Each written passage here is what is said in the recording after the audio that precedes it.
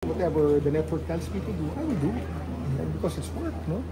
So, but as far as TikTok Lock and Showtime, ang alam ko lang, they're negotiating for renewal, and the bosses of both stations, my former station and my station now, are in the middle of negotiations.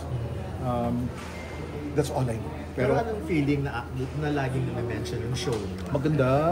Maganda naman. Alam niyo naman, yung mabanggit lang yung TikTok Lock palagi eh. Kasi mahal ko yung show na yun eh.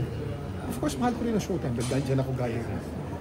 Pero itong TikTok Lock, the fact that we're mentioned all the time, means that we're in the public eye. And thank you. Maraming salamat and for being considered. But as I said, we're just loyal soldiers. We will do what we're told. But as for kami ba papalit, alam namin everything is under negotiation. And nag-uusap na sila ngayon. Pero who knows, di ba after 6 months, baka iba na naman story yan.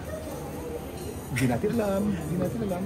Siguro kaya napag-uusapan ng TikTok Lock dahil nung sinimulan niya 3 years ago, noontime show na ang dating eh. Oo, yun nga. Kaya napag-uusapan. First time na nabakante yung time slot na yun, kayo na agad yung na-mention. Oo. Ngayon, kayo na naman yung minimension. Oo nga, palagi kami minimension. Salamat at nami-mention. Isang malaking karangalan that we're mentioned. And, Kaya ba, Feb? O talaga? Basta we're loyal soldiers and we will do what we are told. Right now, we just have fun. Pag nanood ka ng TikTok na kayo, enjoy kayo.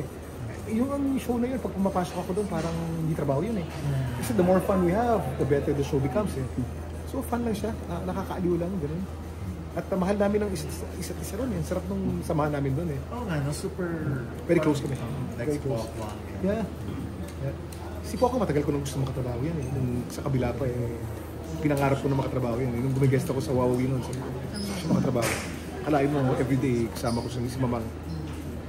At saka yung closeness nyo, parang kahit yung mga problema lang nila, naman, involved din kayo. Nakikita namin. Naman. Yeah. Oh. And we work out together. Kami, nagko-crossfit kami. Si Faith, nagko-crossfit. Si Herlene, nagko-crossfit na rin yan. Bumotor na rin kami. Jason. So yun, bukod sa show, sa labas ng show, kita nga kami bukas. Crossfit kami.